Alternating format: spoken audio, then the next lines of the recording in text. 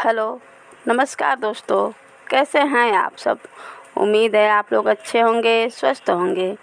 आज की वीडियो में हम लोग नाग पंचमी की पौराणिक कथा को सुनेंगे।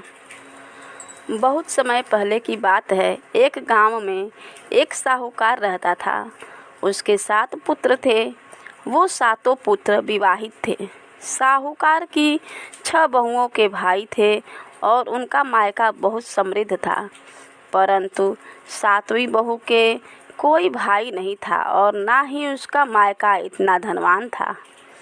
एक बार श्रावण मास की भैया पंचमी आई। तब साहूकार की 6 बहुएं अपने मायके जाने की तैयारी करने लगीं। जल्दी जल्दी घर के काम निपटाकर वो अपने मायके भैया पंचमी मनाने जाना चाहती थीं। वो 6 बहुएं कुएं पर पानी भर रही थी। तभी किसी ने उनसे पूछा कि तुम सभी तो यहाँ हो, पर तुम्हारी देवरानी कहाँ है? तो उन्होंने उत्तर दिया कि आज भैया पंचमी है और हमें अपने पीहर जाना है भैया पंचमी की पूजा के लिए। परंतु उसके कोई भाई नहीं है, इसलिए वो अंदर चुपचाप बैठी है और अपने काम कर रही है। उनकी सभी बातें एक सर्प सुन रहा था। एक बार उस छोटी बहू ने उस सर्प के जीवन की रक्षा करी थी, इसलिए वो सर्प उसका आभारी था। उन बहुओं की बातें सुनकर सर्प उन बहुओं के पीछे पीछे उनके घर पहुंच गया। घर पहुंचकर उस सर्प ने आदमी का रूप ले लिया। घर में आकर उस सर्प ने साहूकार की छोटी बहू को अपनी बहन बताया और कहा कि वो उसका दूर रिश्ते का भाई है।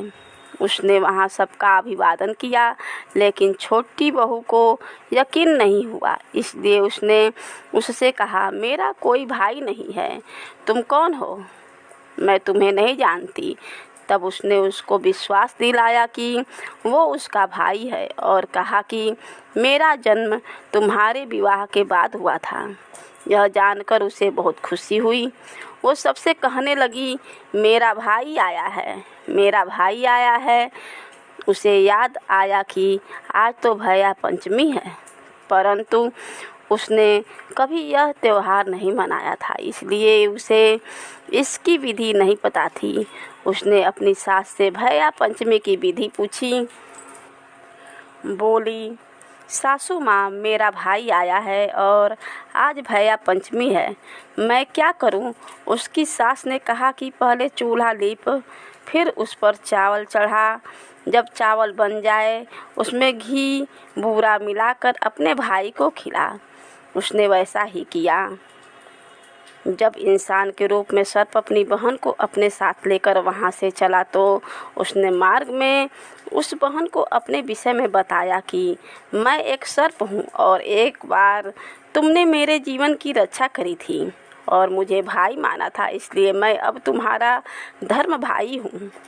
अपने बिल के पहुँच पहुँचकर मैं अपने असली रूप में आऊँगा।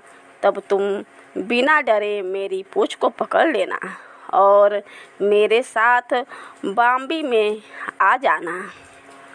उसने वैसा ही किया और बाम्बी में पहुंचने के बाद उस सर्प ने उसे अपने परिवार से मिलाया और अपनी पत्नी से कहा, ये मेरी धर्म बहन है। तब उसकी पत्नी बोली, यह मेरी ननद है। भतीजे बोले, हमारी बुआ आई है। सबने मिलकर उसका स्वागत किया। साहूकार की छोटी बहू ने वहां देखा कि सांप के बच्चों की माँ अपने बच्चों और छोटे भाई बहनों को घंटी बजाकर बुलाती है दूध पीने के लिए। एक दिन उसने कहा कि मैं इन्हें दूध पिला देती हूँ।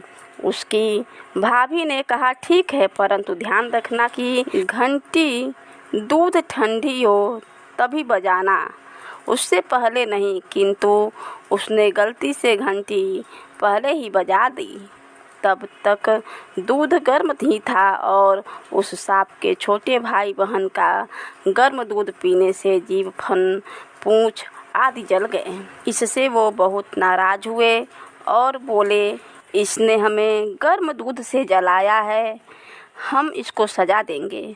हम इसको खाएंगे। तब उसकी भाभी ने कहा, नहीं, इनसे गलती हुई है, इन्हें माफ़ कर दो, मैं इनकी तरफ से क्षमा मांगती हूँ। तभी सर्प की पत्नी के पुत्र हुआ तो उसने अपनी ननद से पूछा, बोलो ननद जी, आपको क्या चाहिए अपने भतीजे के जन्म की खुशी में। तब उसने अपनी भाभी से एक 9 लखा हार मांगा। भाभी ने ननद को 9 लखा हार भेंट में दे दिया और उससे यह कहा कि यदि आप इस हार को पहनोगी तो यह हार ही रहेगा, परंतु अगर कोई दूसरा इसे पहनेगा तो उसके गले में यह सर्प बन जाएगा।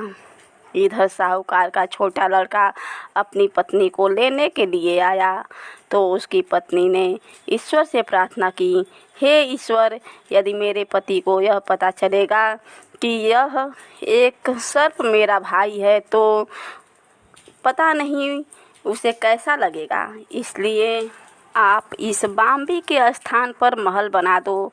ईश्वर ने उसकी मनोकामना पूर्ण कर दी और जहाँ बाम्बी थी वहाँ एक सुंदर महल बन गया।